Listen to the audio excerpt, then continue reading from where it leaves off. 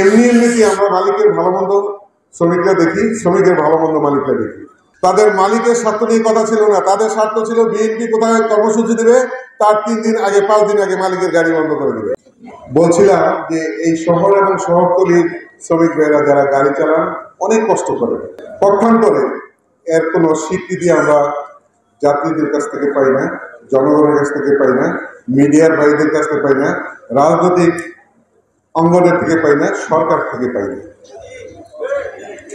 আমার দুঃখটা এই আমি ওই দিন বলেছিলাম, সুমন ভাই ছিল, যে এই যে পরিবহনের মালিক শ্রমিকের যত আন্দোলন সংগ্রাম বা অবরোধ বা হরতাল নয় ধর্মঘট আমরা করেছি, সবকটা দাবি এই যাত্রীদের, দেশের এবং জনগণের স্বার্থে। কিন্তু সরকারকে আমরা এটা বোঝাতে চাই না, মিডিয়া এটা বুঝতে চায় না। এক পেশে সংবাদ ছাপানো হয়, পরিবহনের শ্রমিকরা বিশৃঙ্খল, মালিকরা বিশৃঙ্খল, চাঁদাবাজি করে, এরা নিয়ম শৃঙ্খলা মানে না, এরা দুর্ব্যবহার করে, এমন একটা বর্তমান।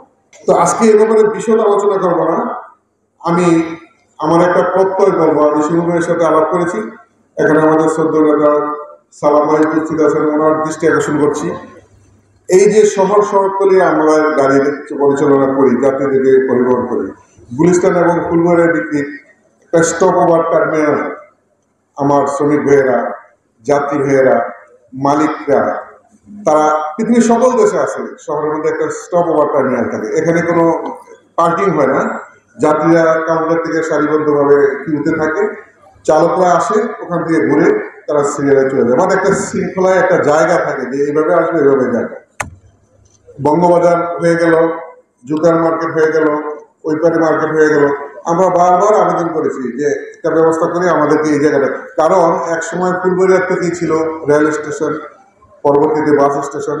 সারা দেশের মানুষ, শহরতলির মানুষ অন্য কোথাও দিলে, সায়দাবাদ দিলে তারা ওখানে নামতে চায় না, এবং আমাদের গাড়িগুলিও সেখানে বিশৃঙ্খল হয়ে এখানে চলে আসে। এই কারণে একটি স্টপ ওভার টার্মিনাল খুব দরকার, এবং শ্রমিকরা নামবে, ওখানে একটা টিভি থাকতে পারে, একটা বিশ্রামাগার থাকতে পারে, একটা পায়খানা প্রস্তুত করার ভালো ব্যবস্থাপনা থাকবে, যাত্রীদের একটা কিউদের। এই ব্যবস্থাপনাটা আগামী দিনে সরকার আসলে যাতে করে, আমি আজকের এই সবার পক্ষ থেকে আমাদের প্রিয় সমন্বয়ক এবং নেতা অ্যাডভোকেট শামসুর রহমান শিমুল বিশ্বাসের কাছে এবং আমাদের নেতা সালাম ভাইয়ের কাছে জোর দাবি রাখলাম, আপনারা এটা করে দিবেন আগামীতে।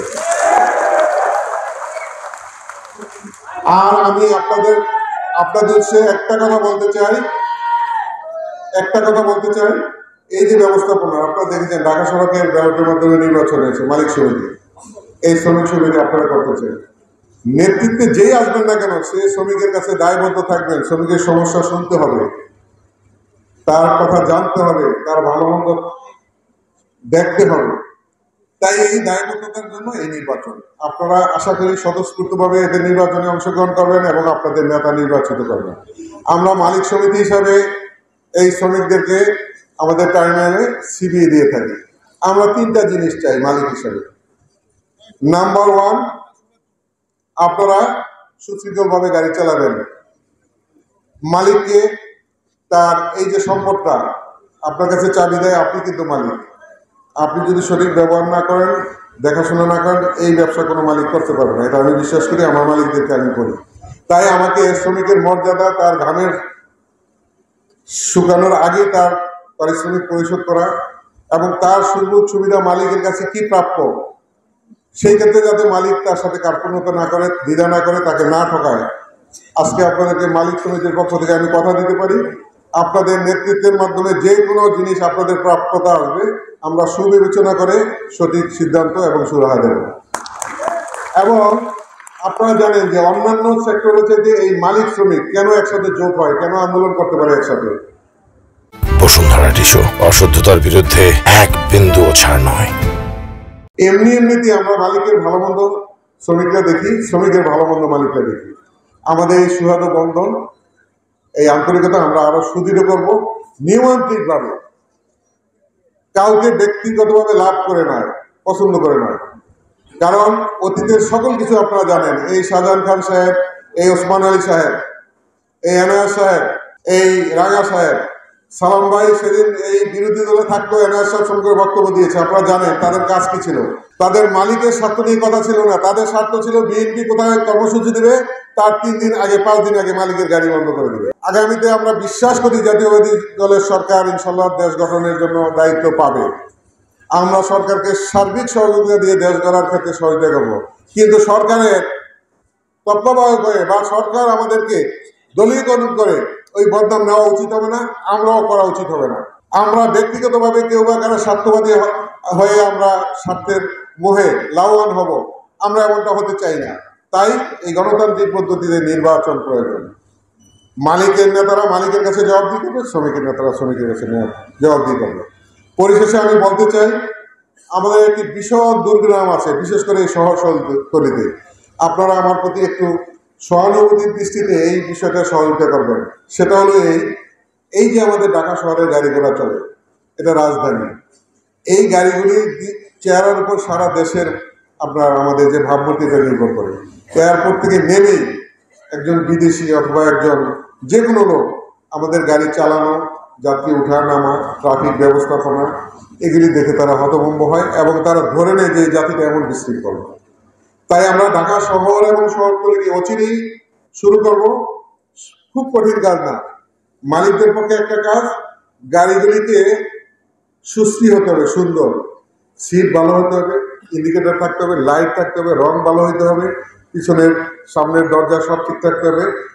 এবং চালকের একটা শুধু কাজ, নির্দিষ্ট যে জায়গাটা থাকবে ওই জায়গায় যে সে গাড়ি দাঁড়া করাবে, যাত্রী নামাবে, উঠাবে, অন্য কোথাও দাঁড়াবে না, উঠাবে না। এতে যদি যাত্রীরা মারধর করে আমরা দেখবো। এই কাজটা পুলিশ সহ আমরা যৌথভাবে করবো। আপনারা একমত আছেন?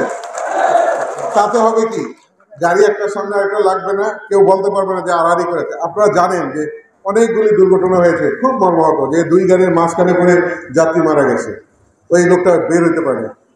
আমরা তো কারো ক্ষতি করতে চাই না, কারোর জীবন নষ্ট করতে চাই না। তাই আপনারা আরেকটা জিনিস আমি আজকে আপনাদেরকে গ্যারান্টি দিয়ে বলে যাই, স্ব রোডে ন্যায্য বেতন যা হবে রুট ওয়ারি আমরা নির্ণয় করবো আপনাদের নেতৃবৃন্দকে নিয়ে, এবং এই পারিশ্রমিক আপনারা সঠিকভাবে পাবেন এই নিশ্চয়তা আমি দেবো আপনাদেরকে, দিলাম আজকে।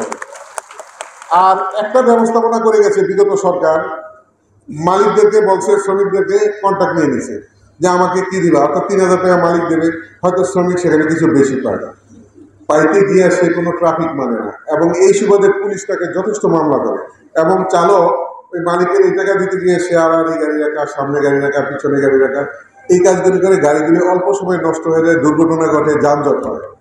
তাই এই কাজটার থেকে আপনারা একে অপরকে বলবেন, এখানে যারা আছেন আপনারা সকলেই কিন্তু নেতৃস্থানীয়, আপনাদের সাধারণ শ্রমিক কিন্তু আরো হাজার হাজার আছে, আপনারা কাউন্সিলর। তাই আপনারা সকলেই বিবেকবান। আমি সারমর্ম বলতে চাই, শিমুল ভাইয়ের নেতৃত্বে আমাদের যোগ্য সহযোগিতা এবং নেতৃত্বে আমরা সারা দেশব্যাপী করব, দুর্ঘটনা কমাবো, যানজট কমাবো। আগে আমরা ঢাকা শহর এবং শহরতলি করবো, এবং সেখানে আপনারা হলেন একেবারে প্রাইম লোকেশনের পারফেক্ট পারসন, আপনারা এটা নিয়ন্ত্রণ করেন। মালিকরা আমরা পারবো না। পুলিশ প্রশাসন আপনাদেরকে সেটা যে উত্তর চায়, যে গাড়িকে দিকে যে মামলা করে, এগুলি আমরা বন্ধ করে দেব। আপনারা এখন কমপ্লেন করলে কমপ্লেন মানা হয় না, দেখা হয় না।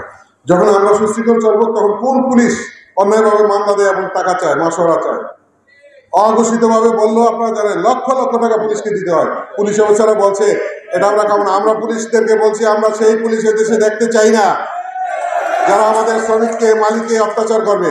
তবে আমরা সাধারণত এই ঘোষণাও দিয়ে দেব, আমরা বিশৃঙ্খল হয়ে চলবো না, তারপরে অন্যায় করলে আমরা তা প্রতিবাদ করবো।